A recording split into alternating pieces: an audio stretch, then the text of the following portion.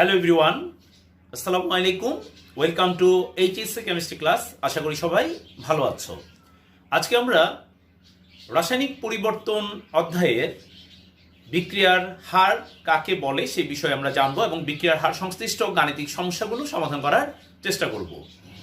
আমরা এখন জানবো যে বিক্রিয়ার হার বলতে আসলে আমরা কি বুঝি। তোমরা জানো যে যখন আমরা একটা রাসায়নিক বিক্রিয়া সংগঠন করাই তখন প্রথম দিকে অনেক বিক্রিয়ক থাকে কিন্তু কোনো উৎপাদ থাকে না, কারণ আমরা বিক্রিয়কগুলো নিয়েই বিক্রিয়াটা শুরু করি।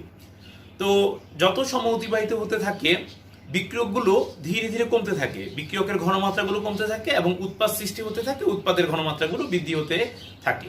তার মানে প্রথম দিকে অনেক বিক্রিয়ক থাকে কিন্তু উৎপাদ থাকে না, এবং যত সময় অতিবাহিত হতে থাকে বিক্রিয়কগুলো ধীরে ধীরে কমে যেতে থাকে এবং উৎপাদগুলো বাড়তে থাকে। তো যখন বিক্রিয়ক বেশি থাকে তখন সম্মুখমুখী বিক্রিয়ার গতিবেগটা বেশি, আর যখন উৎপাদ কম থাকে তখন বিপরীতমুখী বিক্রিয়ার গতিবেগ কম থাকে। তো বিক্রিয়ক যখন কমে যায় তখন সম্মুখমুখী বিক্রিয়ার গতিবেগ কমতে থাকে এবং উৎপাদ বাড়ে, অর্থাৎ পশ্চাৎমুখী বিক্রিয়ার গতিবেগ বেড়ে যায়। তো যাই হোক, তোমরা বুঝতেই পারছো যে বিক্রিয়াতে বিক্রিয়কগুলো ক্ষয় হতে থাকে এবং উৎপাদ বৃদ্ধি পেতে থাকে। তো আমরা এই যে বিক্রিয়ার হার বলতে বুঝবো বিক্রিয়ক প্রতি একক সময় কি পরিমাণ বিক্রিয়কের ঘনমাত্রা কমে যাচ্ছে অথবা কি পরিমাণ উৎপাদ সৃষ্টি হচ্ছে, অর্থাৎ একক সময় কি পরিমাণ বিক্রিয়ক ক্ষয় হচ্ছে অথবা একক সময় কি পরিমাণ উৎপাদন হচ্ছে, এই বিষয়টি হচ্ছে মূলত বিক্রিয়ার হার।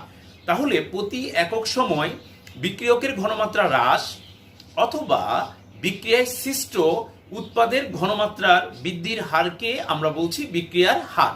অর্থাৎ প্রতি একক সময় বিক্রিয়কের ঘনমাত্রা হ্রাস এবং উৎপাদের বৃদ্ধির হারটাই হচ্ছে বিক্রিয়ার হার।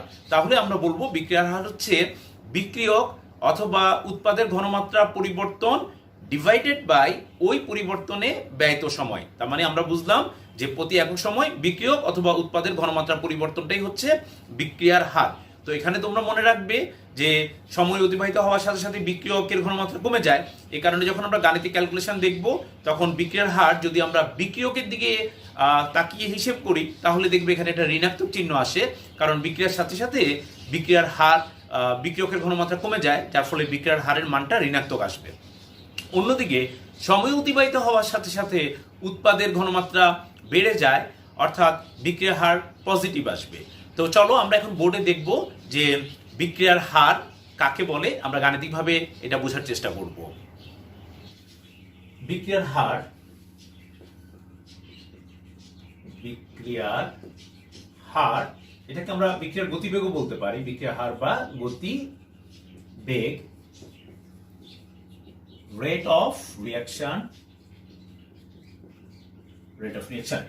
তা আমি একটা সাধারণ বিক্রিয়া বিবেচনা করি, ধরে নিলাম এ থেকে বি তৈরি হয়। তো এ হচ্ছে বিক্রিয়ক আর বি হচ্ছে উৎপাদ। তো আমি ধরে নিলাম যে টি সময়ে হিসাব করলাম, অর্থাৎ আমি কিন্তু প্রাথমিক সময় হিসাব করিনি। যদি প্রাথমিক সময় হিসাব করতাম তাহলে উৎপাদের পরিমাণ আমি 0 লিখতাম। যেহেতু টি সময় বলেছি তার মানে বিক্রিয়াটা কিছু সময় ধরে বিক্রিয়াটা চলছে। তো আমরা ধরে নিলাম যে টি সময়ে বিক্রিয়কের ঘনমাত্রা হচ্ছে সি মোল, এটার ঘনমাত্রা সি মোল, এটা হচ্ছে এক্স মোল। অর্থাৎ যেহেতু বিক্রিয়াটা কিছু সময় ধরে হয়েছে, এখানে টি সময় লেখা আছে, তাহলে কিছু বিক্রিয়ক আছে এবং কিছু উৎপাদ সৃষ্টি হয়েছে। যদি আমি প্রাথমিক সময় লিখতাম তাহলে উৎপাদের জায়গায় আমি 0 লিখতাম। তো একক আয়তনের মোল সংখ্যা মানে মোলার ঘনমাত্রা। তোমরা জানো একটা পাত্রের মধ্যে বিক্রিয়াটা হচ্ছে, অর্থাৎ আয়তনটা ফিক্স, অতএব এখানে মোল সংখ্যাটাই হচ্ছে মোলার ঘনমাত্রা। তো বিক্রিয়কের মোলার ঘনমাত্রা হচ্ছে সি মোল আর উৎপাদের হচ্ছে এক্স মোল। তা আমি এখন টি প্লাস ডিটি সময়ে যদি আমি হিসাব করি তাহলে এখানে হবে সি মাইনাস ডিসি মোল আর উৎপাদে হবে এক্স প্লাস ডিএক্স মোল। তোমরা একটু খেয়াল করো, টি প্লাস ডিটি অর্থাৎ সময় অতিবাহিত হয়েছে, আগে যে সময়টা ছিল সেখান থেকে আরো ডিটি সময় বৃদ্ধি পেয়েছে, তাহলে এখানে টি প্লাস ডিটি হয়েছে। তো কিছুক্ষণ আগে তোমাদেরকে বলেছিলাম সময় অতিবাহিত হওয়ার সাথে সাথে বিক্রিয়ক কমতে থাকবে, বিক্রিয়া করে উৎপাদে পরিণত হবে। তাহলে এখানে যে বিক্রিয়ক সি মোল ছিল সেখান থেকে সামান্য পরিমাণ, এই সামান্য বোঝানোর জন্য আমরা ডিসি লিখেছি। তাহলে সি মাইনাস ডিসি অর্থাৎ এখান থেকে কিছু পরিমাণ কমে গেছে আর উৎপাদে সেই পরিমাণ বেড়েছে, অর্থাৎ এক্স প্লাস ডিএক্স। আমরা বিক্রিয়কগুলোকে সি দ্বারা প্রকাশ করছি এবং উৎপাদগুলোকে এক্স দ্বারা প্রকাশ করছি। তাহলে তোমরা একটু খেয়াল করো, সময়ের পরিবর্তন হয়েছে কত? শেষ সময় অর্থাৎ টি প্লাস ডিটি, এটা হচ্ছে শেষ সময় মাইনাস আদি সময়। তাহলে সময়ের পরিবর্তন হচ্ছে, তোমরা একটু খেয়াল করো, সময়ের পরিবর্তন কিন্তু ডিটি, কারণ টি প্লাস ডিটি মাইনাস টি, তাহলে ফলাফল হচ্ছে ডিটি। তাহলে আমরা বলবো ডিটি সময়ে বিক্রিয়কের ঘনমাত্রা পরিবর্তন, বিক্রিয়কের ঘনমাত্রার পরিবর্তন।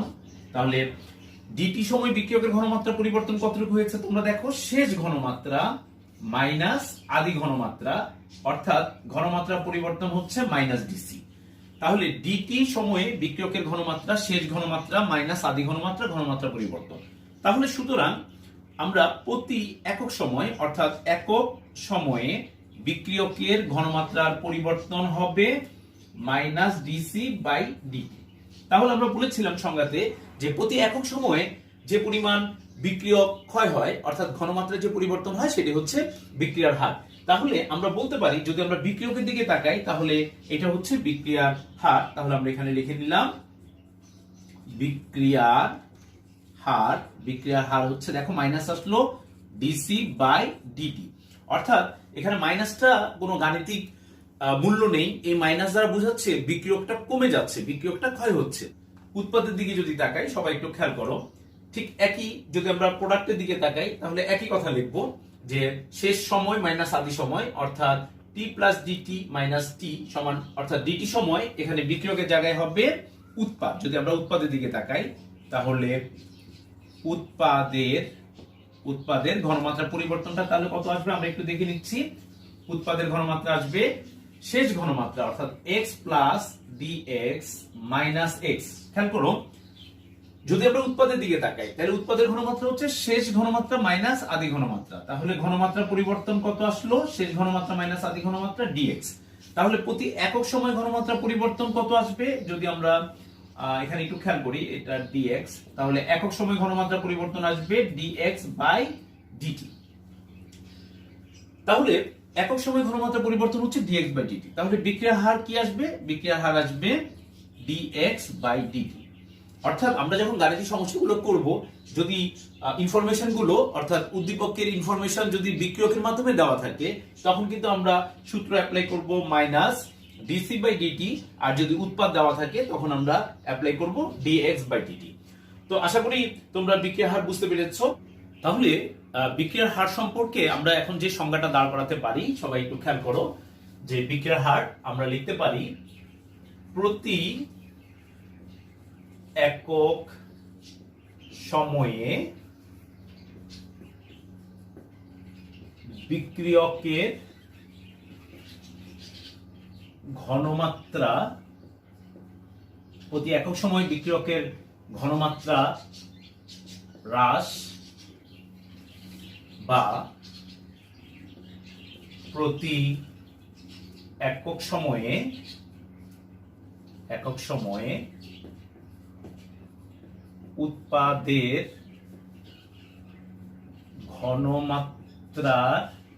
একক সময়ে উৎপাদের ঘনমাত্রার বৃদ্ধিকে বিক্রিয়ার হার বলে।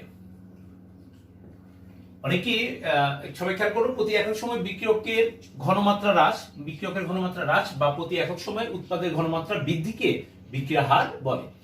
তো এখানে যেহেতু প্রতি একক সময় বলেছি, তাহলে ঘনমাত্রা হ্রাসের হার কিন্তু বলা যাবে না, যেহেতু আমি একক সময় আগে বলে ফেলেছি, তাহলে বিক্রিয়ার হার বলা হয়। সুতরাং আমরা বলতে পারি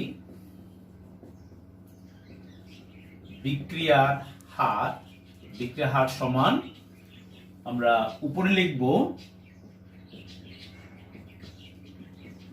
বিক্রিয়ক বা উৎপাদের ঘনমাত্রার পরিবর্তন ডিভাইডেড বাই ওই পরিবর্তনে ব্যয়িত সময়, ওই পরিবর্তনে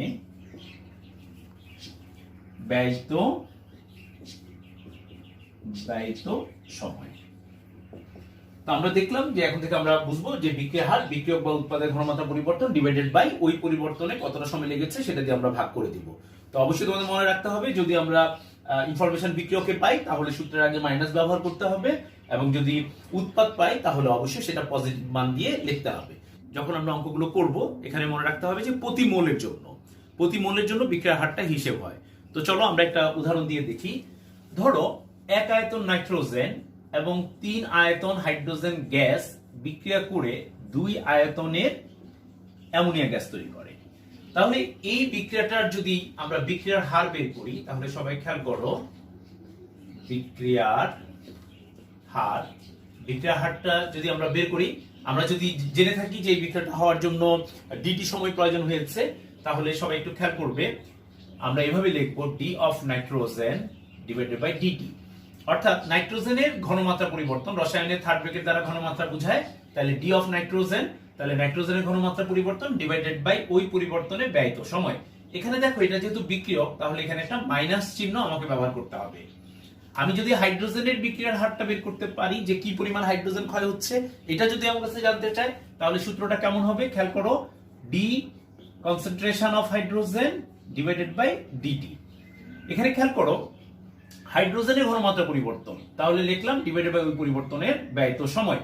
তো যেহেতু এটা বিক্রিয়ক, আমি বলেছি বিক্রিয়ক হলে আমাদের সূত্রে, আমরা একটু আগে দেখেছি বিক্রিয়ক হলে আমাদের সূত্রে একটা মাইনাস আসে। এবং তোমরা খেয়াল রাখবা যে বিক্রিয়ার হার প্রতি মোলের জন্য হিসেব হয়। তাহলে এখানে 3 মোল আছে, তাহলে আমাকে এখানে 1/3 করে দিতে হবে, অর্থাৎ প্রতি মোলের জন্য হিসেব হবে। এখন দেখো বিক্রিয়ার হার যদি উৎপাদের দিকে আমরা তাকাই, অর্থাৎ বিক্রিয়ার হারটা যদি আমরা উৎপাদের জন্য বের করি, তাহলে কি হবে, ডি অফ অ্যামোনিয়া, অর্থাৎ অ্যামোনিয়ার ঘনমাত্রার পরিবর্তন ডিভাইডেড বাই ওই পরিবর্তনের ব্যয়িত সময়। যেহেতু এটা উৎপাদ, তাহলে এখানে আমরা প্লাস চিহ্ন দিলাম, যেহেতু এটা উৎপাদ। আর যেহেতু 2 মোল, তাহলে আমরা বলেছিলাম বিক্রিয়ার হার প্রতি মোলের জন্য হিসেব হয়, তাহলে এখানে ডিভাইডেড বাই 2 করতে হয়েছে, কারণ প্রতি মোলের জন্য। এখন দ্যাট মিন্স এখানে 1 মোল নাইট্রোজেন ক্ষয় হওয়ার হার আর 3 মোল হাইড্রোজেন ক্ষয় হওয়ার হার কিন্তু সমান, এবং 2 মোল অ্যামোনিয়া উৎপাদন হওয়ার হারটা সমান। ব্যাপারটা একটু সহজ করে বলি তোমাদেরকে। যেমন আমরা কি 5 কেজি আর 7 কেজি এই দুইটাকে কি আমরা সমান ধরতে পারি? না, আমরা 5 কেজি এবং 7 কেজি কে কখনো সমান বলতে পারি না। কিন্তু আমরা যদি 5 কেজি এবং 7 কেজি তাদের নিজ নিজ মোল সংখ্যা দিয়ে ভাগ করি, অর্থাৎ এটাকে যদি আমি 5 দ্বারা ভাগ করি এবং এটাকে যদি আমি 7 দ্বারা ভাগ করি, তখন কিন্তু আমি দুইটাকে সমান বলতে পারি। তাহলে এদের মোল সংখ্যা দিয়ে ভাগ করার পর এদেরকে আমরা সমান আকারে লিখতে পেরেছি। তো আশা করি তোমরা এই ব্যাপারটা বুঝতে পেরেছো যে এদের প্রতি মোলের জন্য হিসেব হয়, যার যার মোল সংখ্যা সেটা দিয়ে তোমাদের ভাগ করে গাণিতিক সমস্যাগুলো সমাধান করতে হবে। তো চলো আমরা এখন কিছু গাণিতিক সমস্যা দেখব। আমরা এখন বিক্রিয়ার হার সংশ্লিষ্ট প্রথম গাণিতিক সমস্যাটা দেখব। একটা উদ্দীপকে বলা হয়েছে ডাইনাইট্রোজেন পেন্টঅক্সাইড বিয়োজিত হয়ে নাইট্রোজেন ডাইঅক্সাইড এবং অক্সিজেন তৈরি হয়েছে, বিক্রিয়াটা ব্যালেন্স করা আছে। এই বিক্রিয়ায় নাইট্রোজেন ডাইঅক্সাইডের ঘনমাত্রা 4 × 10⁻³ মোল পার লিটার হতে 7 × 10⁻³ মোল পার লিটার বৃদ্ধি পেতে 6 সেকেন্ড সময় লাগে। তবে বিক্রিয়াটির হার নির্ণয় করো। তাহলে ঘনমাত্রা পরিবর্তনটা বলা হয়েছে 4 × 10⁻³ থেকে 7 × 10⁻³ বৃদ্ধি পেয়েছে, এবং এই পরিবর্তনে 6 সেকেন্ড সময় লেগেছে। তাহলে আমরা আগে দেখব যে এটা কি বিক্রিয়ক দিয়ে দেওয়া আছে না উৎপাদ। তাহলে ইনফরমেশন গুলো নাইট্রোজেন ডাইঅক্সাইড অর্থাৎ উৎপাদের দেওয়া আছে। তাহলে আমরা ফার্স্টে লিখব যে নাইট্রোজেন ডাইঅক্সাইডের ঘনমাত্রার পরিবর্তন, তাহলে ডি নাইট্রোজেন ডাইঅক্সাইড, ডি দ্বারা আমরা পরিবর্তন বুঝাচ্ছি, আর নাইট্রোজেন ডাইঅক্সাইডের ঘনমাত্রা, তাহলে নাইট্রোজেন ডাইঅক্সাইডের ঘনমাত্রা কত, 7 শেষ ঘনমাত্রা মাইনাস আদি ঘনমাত্রা, তাহলে আদি ঘনমাত্রা হচ্ছে 4 × 10⁻³। তাহলে আমরা এখানে দেখলাম 3 × 10⁻³। তা আমরা যদি এককটা লিখি তাহলে হবে মোল পার লিটার, উপরে হবে মোল পার লিটার। তো ঘনমাত্রা পরিবর্তন এবং এই পরিবর্তনের প্রয়োজনীয় সময়, তাহলে আমরা লিখব প্রয়োজনীয় সময়। তো কতটা ক্ষুদ্র একটা সময় ব্যয় হয়েছে আমরা দেখতে পেয়েছি, ডিটি সময় ব্যয় হচ্ছে 6 সেকেন্ড। তো আমরা এখানে লিখব 6 সেকেন্ড। তো আমরা এখন বিক্রিয়া হারটা লিখব। তো আমরা যদি লিখি যে বিক্রিয়ার হার। তো তোমরা একটু দেখো, যেহেতু বিক্রিয়ার হার উৎপাদ দিয়ে দেওয়া হয়েছে, বিক্রিয়ার হারটা আমরা বের করছি, যেহেতু বিক্রিয়ার হারটা আমরা উৎপাদ দিয়ে দেওয়া আছে, তাহলে অবশ্যই যেহেতু উৎপাদ দিয়ে এখানে বলা হয়েছে এটার পজিটিভ আসবে। তাহলে আমরা ফার্স্টে লিখব ডি নাইট্রোজেন ডাইঅক্সাইড, অর্থাৎ নাইট্রোজেন ডাইঅক্সাইডের ঘনমাত্রা পরিবর্তন ডিভাইডেড বাই ওই পরিবর্তনে ব্যয়িত সময়। আর এখানে মোল সংখ্যা কত দেওয়া আছে? মোল সংখ্যা আছে 4, তাহলে অবশ্যই প্রতি মোলের হিসাব হবে 1/4। তাহলে বিক্রিয়ার হারটা যদি আমরা বের করি তাহলে কি আসবে? 1/4। তাহলে সবাই খেয়াল করো, যেহেতু উৎপাদের ইনফরমেশন দেওয়া আছে তাহলে এটা পজিটিভ, মোল সংখ্যা 4, এই কারণে 1/4 করতে হয়েছে, কারণ প্রতি মোলের হিসাব হবে। তো আমরা যদি মানগুলো বসাই 1/4, ঘনমাত্রার পরিবর্তনটা দেয়া আছে 3 × 10⁻³ এখানে আছে মোল পার লিটার, আর এখানে আছে 6 সেকেন্ড। তাহলে আমরা যদি ক্যালকুলেশন করি তাহলে 1.25 × 10⁻⁴ আসবে মোল পার লিটার পার সেকেন্ড। তাহলে আমরা দেখলাম যে আমরা যে বিক্রিয়ার হারে যে সূত্রটা শিখেছি, যে বিক্রিয়ক বা উৎপাদের ঘনমাত্রা পরিবর্তন, ওই পরিবর্তনে ব্যয়িত সময়, সেই সূত্রটা দিয়ে আসলে আমরা বিক্রিয়ার হারটা নির্ণয় করতে পেরেছি। তো আশা করি এই অঙ্কটা তোমরা বুঝতে পেরেছো। এখন আমরা বিক্রিয়ার হার সম্পর্কিত দ্বিতীয় গাণিতিক সমস্যা দেখছি। এই গাণিতিক সমস্যায় উদ্দীপকে বলা হয়েছে ইথাইল অ্যাসিটেটের আর্দ্র বিশ্লেষণে 40 মিনিট সময়ে, ইথাইল অ্যাসিডের আর্দ্র বিশ্লেষণে 40 মিনিট সময়ে 1 মোল পার লিটার থেকে 0.5 মোল পার লিটার হলে এই সময় বিক্রিয়ার হার নির্ণয় করো। তো এখানে ইথাইল অ্যাসিডের আর্দ্র বিশ্লেষণ বলা হয়েছে, সময় দেওয়া আছে, এবং ইথাইল অ্যাসিডের ঘনমাত্রা পরিবর্তনটা এখানে দেওয়া হয়েছে, ইথাইল অ্যাসিডের ঘনমাত্রা পরিবর্তন দেওয়া হয়েছে। তো আগে আমাদেরকে বিক্রিয়াটা করতে হবে, কারণ আমরা বলেছি এটা প্রতি মোলের হিসাব হয়। বিক্রিয়াটা যদি আমরা সম্পূর্ণ না করি তাহলে মোল সংখ্যার ব্যাপারটা ক্লিয়ার কনসেপ্ট আসবে না। অতএব যে কোনো অঙ্কতে তোমাকে বিক্রিয়াটা করতে হবে এবং বিক্রিয়াটা অবশ্যই ব্যালেন্স করতে হবে। তো চলো আমরা একটু ইথাইল অ্যাসিটেট বিক্রিয়ার আর্দ্র বিশ্লেষণ বিক্রিয়াটা দেখছি। Ethyl acetate CH3 COO C2H5, ethyl acetate আর্দ্র বিশ্লেষণ, দ্যাট মিন্স পানির সাথে সে বিক্রিয়া করছে। বিক্রিয়া করার সময় আমরা দেখতে পাচ্ছি, এখানে একটু খেয়াল করো যে এটা হচ্ছে মাইনাস অংশ, এটা ধনাত্মক অংশ, প্লাস অংশ, পানি ভাঙে হাইড্রোজেন এবং হাইড্রোক্সিড। তাহলে বিক্রিয়াটা কি হচ্ছে?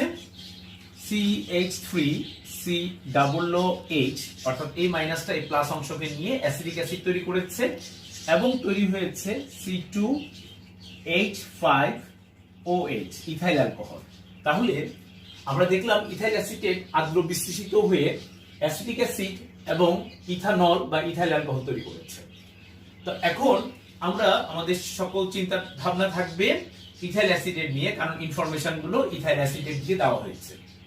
তাহলে ইথাইল অ্যাসিডেট হচ্ছে বিক্রিয়ক, এবং এখানে খেয়াল করো মোল সংখ্যা কিন্তু 1, অতএব মোল সংখ্যার কোনো ইফেক্ট নাই। মোল সংখ্যার ইফেক্ট হয়তো এই রিঅ্যাকশনে নাই, কিন্তু অন্যান্য রিঅ্যাকশনে থাকতেই পারে, অতএব প্রত্যেকটা বিক্রিয়া আমাকে করে দেখতে হবে। তো চলো কি কি দেওয়া আছে আগে আমরা দেখি। আমাদের সময় দেওয়া আছে, তাহলে ফার্স্ট আমরা যে জিনিসটা পেলাম, প্রয়োজনীয় সময়, ছোট্ট একটা সময় লেগেছে, প্রয়োজনীয় সময় আমরা ডিটি দ্বারা প্রকাশ করছি, এবং সেখানে বলা হয়েছে 40 মিনিট। তো 40 মিনিট, যেহেতু আমরা সব অঙ্কগুলো এসআই এককে করি তাহলে এটাকে সেকেন্ডে আমরা কনভার্ট করছি, 40 × 60 সেকেন্ড, তাহলে 2400 সেকেন্ড।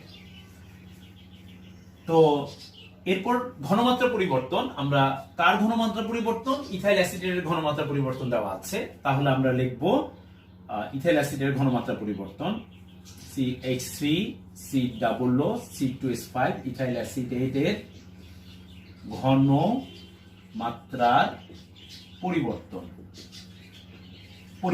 ইথাইল অ্যাসিডের ঘনমাত্রা পরিবর্তন আমরা থার্ড ব্র্যাকেট ইথাইল অ্যাসিডেট লিখলাম, অর্থাৎ CH3 COO C2H5, এটা আমরা লিখলাম। আর ঘনমাত্রা পরিবর্তনের জন্য আমরা এখানে একটা ডি ব্যবহার করলাম। তাহলে ঘনমাত্রা পরিবর্তন, সবসময় পরিবর্তন বের করতে হয় শেষ ঘনমাত্রা মাইনাস আদি ঘনমাত্রা, অর্থাৎ শেষ ঘনমাত্রা থেকে আদি ঘনমাত্রা বাদ দিতে হবে। এখানে দেখো 1 মোল পার লিটার থেকে 0.5 মোল পার লিটার হয়েছে, তাহলে শেষ ঘনমাত্রা হচ্ছে 0.5 - 1 মোল পার লিটার, মোল পার লিটার। তাহলে শেষ ঘনমাত্রা থেকে আমরা আদি ঘনমাত্রা বাদ দিলাম। দেখো ফলাফল কিন্তু মাইনাস আসলো, মাইনাস 0.5 মোল পার লিটার। তাহলে ফলাফলটা কিন্তু মাইনাস আসলো। এখন আমরা বিক্রিয়ার হার বের করব। তো সবাই খেয়াল করো, বিক্রিয়ার হার। তো বিক্রিয়ার হার আমরা কিভাবে বের করছি সবাই একটু খেয়াল করবে। যে আমরা বলেছিলাম ঘনমাত্রা পরিবর্তন, তাহলে ইথাইল অ্যাসিটেটের ঘনমাত্রা পরিবর্তন CH3COO C2H5, ইথাইল অ্যাসিডের ঘনমাত্রা পরিবর্তন ডিভাইডেড বাই ওই পরিবর্তনের ব্যয়িত সময় অর্থাৎ ডিটি। এখানে খেয়াল করো যেহেতু মোল সংখ্যা 1, তাহলে আমাকে কোনো কিছু দিয়ে ভাগ করতে হলো না। তো চলো আমরা মানগুলো বসাচ্ছি। এখানে যেহেতু বিক্রিয়ক, তোমরা এখানে খেয়াল রাখবা, যেহেতু বিক্রিয়ক তাহলে অবশ্যই আমাকে এখানে একটা মাইনাস চিহ্ন দিতে হবে। তো বিক্রিয়ক বললে আমাকে মাইনাস চিহ্ন, আমরা এখানে বলেছিলাম যে বিক্রিয়ার হার মাইনাস ডিসি বাই ডিটি বা প্লাস ডিএক্স বাই ডিটি, অর্থাৎ বিক্রিয়কের দিকে তাকালে সূত্রে একটা মাইনাস আসে। ডিসি মানে বিক্রিয়কের ঘনমাত্রা পরিবর্তন এবং ওই পরিবর্তনের ব্যয়িত সময়। তো যেহেতু বিক্রিয়ার হার এখানে বিক্রিয়ক দিয়ে বলা হয়েছে, তাহলে আমাকে এখানে মাইনাস দিতে হয়েছে। তো আমি মাইনাস বসালাম। এখন মানটা দেখো মাইনাস 0.5, ঘনমাত্রার মানটা আমরা পেয়েছি minus 0.5 mole per litre divided by ওই পরিবর্তনের প্রয়োজনীয় সময় হচ্ছে 2400 সেকেন্ড। তাহলে আমরা ফলাফল দেখো মাইনাস মাইনাসে প্লাস। মূলত এই সূত্রের মধ্যে মাইনাসটা এসেছে যেন গাণিতিক সমস্যার ফলাফলগুলো আমরা পজিটিভ পেতে পারি, এই কারণে সূত্রের মধ্যে এই মাইনাসটা দেওয়া হয়েছে। তাহলে দেখো মাইনাস মাইনাসে পজিটিভ হয়ে গেল এবং এটার মান আসলো 2.08 10 ইনভার্স 4 মোল পার লিটার পার সেকেন্ড। তাহলে আমরা বুঝতে পেরেছি যে এটা মোল পার লিটার পার সেকেন্ড আসলো এককটা। তো আশা করি তোমরা অঙ্কটা বুঝতে পেরেছো। আমরা এখন বিক্রিয়া হার সম্পর্কিত তৃতীয় গাণিতিক সমস্যাটা দেখব। এই অঙ্কটা দেখার পর আমার বিশ্বাস যে বিক্রিয়া হার সম্পর্কিত কোনো গাণিতিক সমস্যাতে আর তোমাদের কোনো ঝামেলা থাকবে না। তো সবাই সমস্যাটা একটু খেয়াল করো। এখানে একটা উদ্দীপকে বলা হয়েছে একটা বিক্রিয়া দেওয়া আছে, 1 আয়তন নাইট্রোজেন 3 আয়তন হাইড্রোজেনের সাথে বিক্রিয়া করে 2 আয়তনে অ্যামোনিয়া তৈরি করেছে। এই বিক্রিয়ায় অ্যামোনিয়ার উৎপাদনের হার দেওয়া আছে 4.25 10 ইনভার্স 2 মোল পার লিটার পার সেকেন্ড হলে তখন নাইট্রোজেন এবং হাইড্রোজেন কি হারে বিক্রিয়া অংশ নেয়। অর্থাৎ এখানে যে মানটা দেওয়া আছে সেটা উৎপাদের বিক্রিয়া হার দেওয়া আছে, আর নাইট্রোজেন এবং হাইড্রোজেন কি হারে বিক্রিয়া অংশ নেয়, বিক্রিয়া কি হারে অংশ নিচ্ছে এখানে দেখো মৌল সংখ্যার ইফেক্টটা আমরা খুব ভালো করে বুঝতে পারবো। তো প্রথমে আমরা এখানে দেখব যে বিক্রিয়ার হারটার সূত্রটা লিখি আমরা। তো আমরা লিখছি বিক্রিয়ার হার। তো যদি আমরা বিক্রিয়ার হার লিখি, প্রথমে আমরা যদি নাইট্রোজেনের কথা লিখি, নাইট্রোজেন একটা বিক্রিয়ক, এই কারণে আমি এখানে মাইনাস চিহ্ন দিলাম। তাহলে ডি অফ নাইট্রোজেন, তার মানে নাইট্রোজেনের ঘনমাত্রা ডিভাইডেড বাই ওই ঘনমাত্রা পরিবর্তনে ব্যয়িত সময়। এবার আমি হাইড্রোজেনটা লিখছি, সবাই খেয়াল করো হাইড্রোজেনও কিন্তু বিক্রিয়ক, তাহলে আমাকে মাইনাস চিহ্ন দিতে হবে। বিক্রিয়কের বিক্রিয়া হার ধীরে ধীরে কমে যাচ্ছে, অর্থাৎ বিক্রিয়ক ক্ষয় হচ্ছে, এই কারণে বিক্রিয়া হারটা মাইনাস হয়, আমি মাইনাস দিলাম। তাহলে সবাই খেয়াল করো হাইড্রোজেনের ঘনমাত্রার পরিবর্তন ডিভাইডেড বাই ওই পরিবর্তনে ব্যয়িত সময়। কিন্তু এখানে খেয়াল করো হাইড্রোজেনের মোল সংখ্যা 3, তাহলে প্রতি মোলের হিসাবটা হবে আমাকে এখানে 1/3 দিতে হবে। এবার চলো উৎপাদের দিকে তাকাই। উৎপাদের যেহেতু বিক্রিয়া হারটা পজিটিভ, তাহলে আমরা এখানে পজিটিভ বা চিহ্ন না দিলেও চলবে।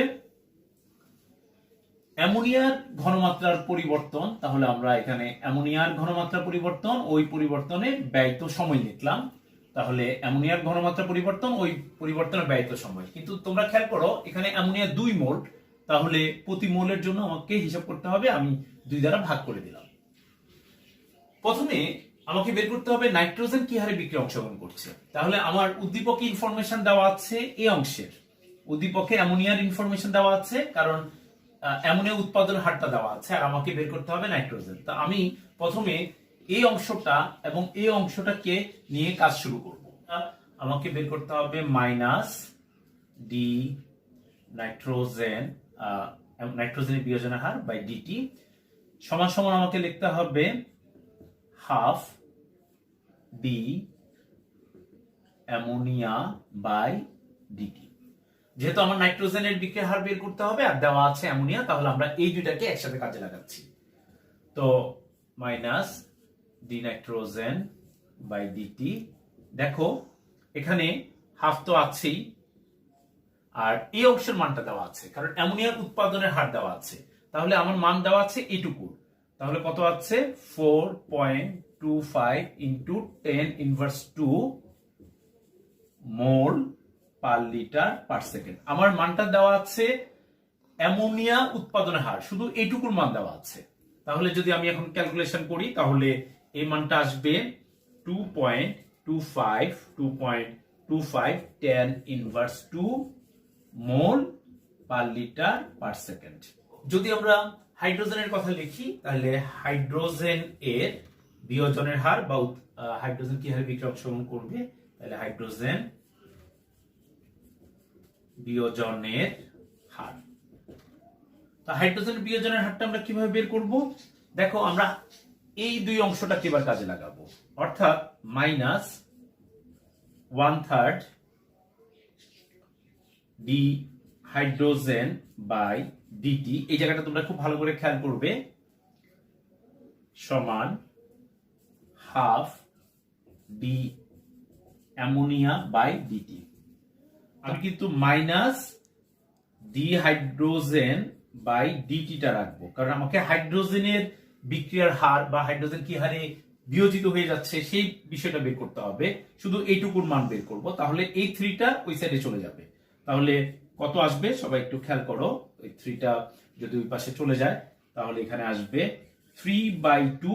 আর অ্যামোনিয়ার বিক্রিয়ার হার, তো অ্যামোনিয়ার বিক্রিয়ার হার আমাদের দেওয়া ছিল কত ছিল 4.25 10⁻² মোল পার লিটার, মোল পার লিটার। তাহলে এখন আমরা ক্যালকুলেশন করলেই যে ফলাফলটা পাওয়া যাবে, এখানে আমাদের ক্যালকুলেশন করলে আসবে 6.37 10⁻² মোল পার লিটার। তাহলে দেখো স্টুডেন্টস, আমরা যে কাজটা করলাম সেটা হচ্ছে হাইড্রোজেন কি হারে নাইট্রোজেন কি হারে বিক্রিয়া অংশগ্রহণ করছে এবং হাইড্রোজেন কি হারে বিক্রিয়া অংশগ্রহণ করছে, এই মানটা বের হয়ে গেল। তার মানে আমরা শুধুমাত্র এই অংশের মান বের করব। এই সহগটাকে এখানে কিন্তু মাইনাস এই সাইডে থেকে যাবে, কারণ মাইনাস এই সাইডে থাকবে, কারণ এখানে বিক্রিয়া কি হারে ক্ষয় হচ্ছে সেটা বোঝাচ্ছে, কিন্তু মোল সংখ্যাটা ডান দিকে চলে যাবে, অর্থাৎ 3/2। আর এটা হচ্ছে অ্যামোনিয়ার যে উৎপাদনের হার সেটা দেওয়া আছে, ক্যালকুলেশন করলে 6.37 10⁻² মোল পার লিটার আসছে পার সেকেন্ড। তো আশা করি তোমরা অঙ্কটা বুঝতে পেরেছো। তো স্টুডেন্টস, ভিডিওটা যদি তোমাদের ভালো লাগে তাহলে অবশ্যই লাইক দিবে এবং বন্ধুদেরকে দেখার সুযোগ করে দিবে। তোমরা ভিডিওটাকে শেয়ার করবে, অবশ্যই তোমরা ভিডিওটাকে সাবস্ক্রাইব করে রাখবে যেন পরবর্তী ভিডিওর নোটিফিকেশন তোমরা খুবই সহজে পেয়ে যেতে পারো। তো ধন্যবাদ সবাইকে, ভালো থাকবা।